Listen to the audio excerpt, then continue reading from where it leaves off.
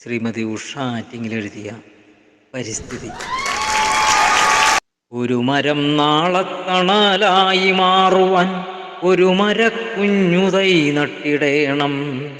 വെള്ളം പകർന്നു കളയതു മാറുമ്പോൾ വേരുകളാഴങ്ങൾ തേടിടുന്നു.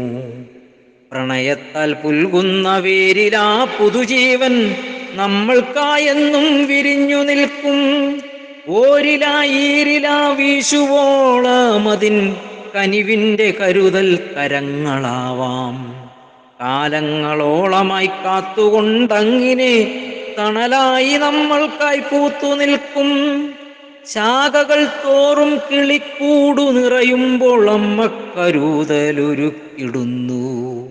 ഉച്ചക്കൊടും വെയിൽ ചൂടിലവളപ്പോൾ പച്ച പുതച്ചൊരു കൂടയാവും. മാരിയിൽ യൗവനം നീരാടിടുമ്പോഴും കളിയാടിക്കുന്നിൻ്റെ കാവലാകും. സ്നേഹസഹന വിനയങ്ങളാൽ പാടം പകരും മരങ്ങളാണെന്നും ജീവൻ. മരമാണു നമ്മൾക്ക് ഈ ഭൂതലത്തിൽ നല്ല ജീവിതം നൽകുന്നതോർത്തിടേണം.